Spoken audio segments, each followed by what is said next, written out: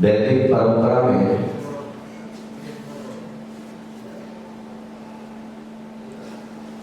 भी क्षीर सागर का उल्लेख मिलता है और जैन परंपरा में भी क्षीर सागर का उल्लेख मिलता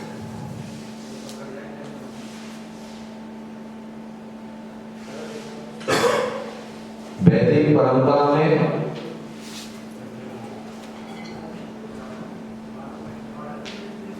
भाई बाहर हल्ला ना करें, एकदम बाहर चले जाए यहां से। मेहनत होता है किसी चीज का,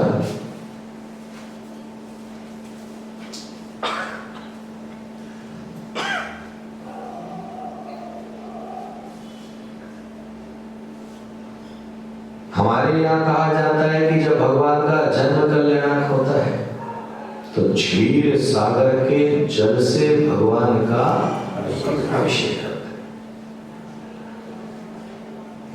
और वैदिक परंपरा में एक देवता है जिसे कहा जाता है विष्णु, उनका निवास करें क्षीर सागर। आज हमारे मनों में भी दो सागर हैं, एक लवण समुद्र और एक क्षीर सागर। जब मनों में लवण समुद्र उठता है तो क्रोध, मान, माया, लोभ का जागरण होता है, और जब हमारे मन में क्षीर सागर का लहरें उठती हैं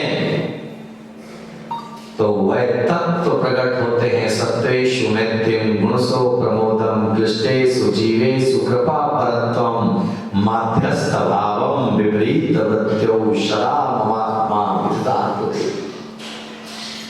सभी के प्रति मैत्री का भाव,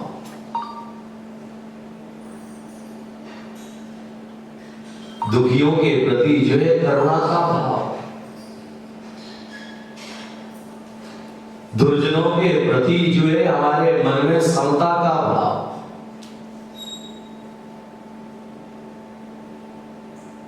और गुणी जनों को देख करके हर्ष का भाव। एक श्लोक के अंदर चार बातें आ गई।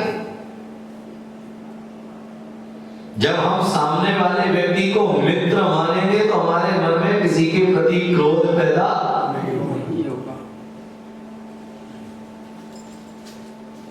फिर हमें दूसरे की बढ़ती हुई देख करके हमारे मन में ईर्ष्या का भाव पैदा नहीं होगा, क्योंकि ईर्ष्या का भाव जब ही पैदा होता है जब हमारे मन में खारापन आता है। अहंकार का भाव जब ही पैदा होता है जब हमारे मन में खारापन आता है। दूसरे को नीचे दिखाने का भाव जब ही पैदा होता है जब हमारे मन में खारापन आता है। पर याद में रखना कि जब हमारे मन में मीठापन आता है तो देशस्य राष्ट्रस्य परस्य राज्यम करोतु शांतिम भगवान जी की भावना प्रकट होती है।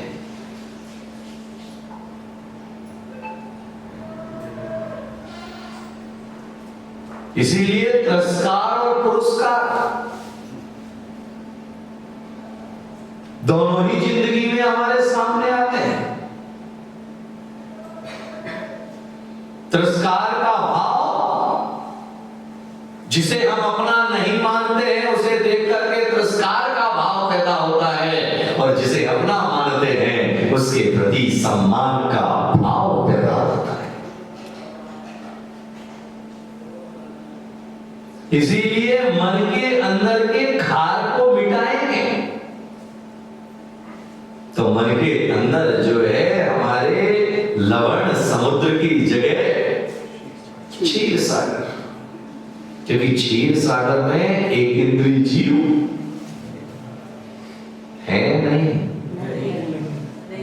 खुद एक इंद्रिय तस जीव नहीं है। मैं इसीलिए ध्यान चेक करता हूं कि भाई तुम्हारे हाथ में हाथ खा मिला है। उस क्षीर सागर में त्रसजीव तो नहीं पाए जाते हैं, लेकिन वह एकदम श्वेत है दूध के समान, क्योंकि दूध मीठा है।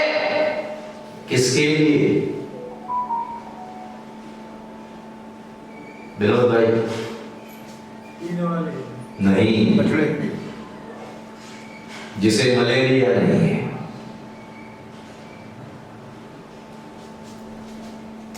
दूध मीठा है, जिसे मलेरिया हो जाता है उसे दूध भी दो तो कैसा लगता है? कड़वा लगता है। इसीलिए कई बार देखना कि जिनका मन मलेरिया से मलिन हुआ करता है, उस व्यक्ति को अच्छी बात भी बताओ, कैसी लगती है? इसीलिए आज की पीढ़ी को आप सही तरीका भी बताओ जीने का, उसे क्या लगता है ये हमारे काम में रोक टोक डाल, क्योंकि वासना का मलेरिया है ना उनके पास,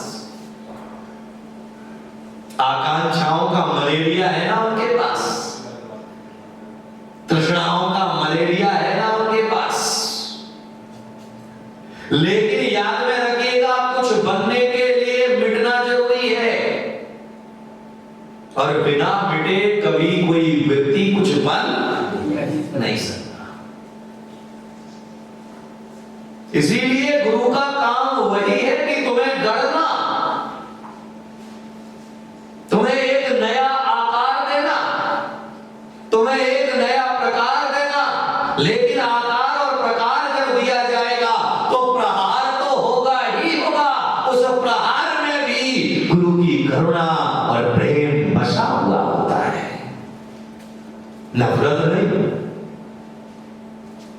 क्योंकि गुरु बदलने के लिए नहीं आता है, बदला लेने के लिए नहीं आता है, मन के बदलाव के लिए आता है। भगवान के अभिषेक पर जो है क्षीर सागर का जल डाला जा रहा है, इसलिए क्योंकि भगवान इस सृष्टि पर आए हैं तो वह जहर बांटने के लिए नहीं आए हैं, प्राणी मात्र को अमृत से भिगोने के लिए आए हैं। और जो अमृत से भिगोने के लिए आया, इसलिए प्रथम उसका अभिषेक बोलो क्षीर सागर। हम भी जब भगवान का अभिषेक करते हैं तो मंत्र पढ़ते हैं, कई नदियों के नाम लेते हैं, वह नाम लेते हुए जो है कलश में जल छोड़ते हैं और भावना मन के अंदर प्रकट करते हैं कि हम इन सारी नदियों को मिला करके, क्योंकि सागर बनता ही अनेकों को मिला करके है, जो एकत्व में रहता है वह तालाब हुआ करता है, जो कई नालों को मिला लेता है वह नदी बन जाया करता है, और जो नदियों को भी अपने अंदर समाहित कर लेता है वह सागर बन जाया करता है। इसीलिए सबको समाहित करने की बात जैन दर्शन कहता है, किसी के प्रति जो है घृणा की बात जैन धर्म। इसीलिए जो है 8 अंग कहे, निसंकित, निष्कांक्षित, निर्विचिकित्सा, अमूढ़ दृष्टि, उपगोहन, वात्सल्य, स्थितीकरण, प्रभावना। स्थितीकरण करना कैसे करना? प्रेम के साथ। कैसे करना? प्रेम के साथ, कि उसे ऐसा महसूस ना हो कि तुम प्रहार कर रहे हो। हम स्थिरीकरण कैसा करते हैं? उसे नीचा दिखाने के लिए समझा रहा हूं तेरे को, समझ ले, नहीं तो कोबरा उठा के फेंक दूंगा।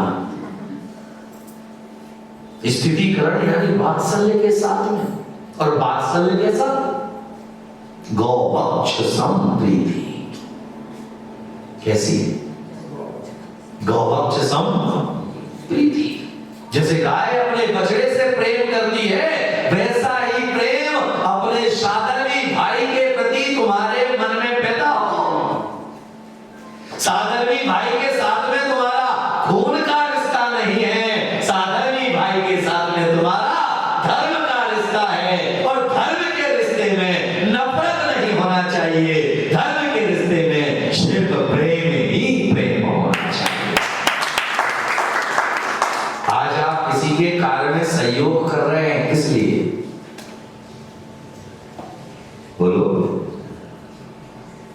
आप अगर आज किसी के कार्य में सहयोग करते हैं तो किस लिए?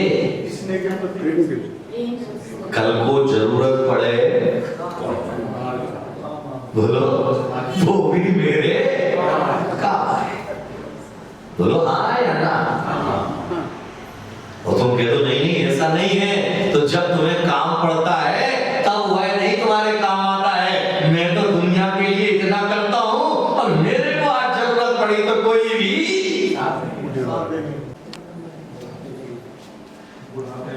बोलो बुढ़ापे में वह मेरा साथ दे। कोई साथ दे मतलब और जब वह नहीं साथ देता है अपनी बीवी को लेकर के दूसरी जगह शिफ्ट हो जाता है तो क्या कहते हैं? सामने तो कुछ कह नहीं सकते, पीठ पीछे मन में क्या ख्याल आते हैं? बोलो ना होता तो अच्छा। ये देखो, और सामने अगर होगा वो तो महाराज ये मेरी बहुत सेवा करता है, अपने दिल से पूछो कि करता है कि नहीं करता है। मेरा बेटा बड़ा आज्ञाकारी है, दिल से पूछो कि आज्ञाकारी है या नहीं है, क्योंकि उसे सामने खुश करने के लिए कि भाई चलो ये सुन के ही सही थोड़ी बहुत तो अरे बोल थोड़ी बहुत तो कम से कम लाज रखेगा। सही बात है। तो इसका मतलब क्या है? रिटर्न पाने की आकांक्षा। लेकिन यहां पर वात्सल्य का मतलब है रिटर्न पाने की आकांक्षा नहीं, तुम करते जाओ और आगे करते जाओ, भूलते जाओ भूलते जाओ भूलते जाओ। हम क्या करते हैं? करते रहो और याद दिलाते रहो, करते रहो और याद दिलाते रहो। पप्पू जो है रास्ते से गुजर रहा था, अचानक उसका पैर फिसला और नदी में गिर पड़ा। उसे तैरना नहीं आता था, वह डूबने लगा तो वहां से चाचा चौधरी निकले, उन्होंने पप्पू को डूबता हुआ देखा, आओ देखा ना ताओ देखा, फटाक से जो है उन्होंने छलांग लगाई और पप्पू को बचा लिया।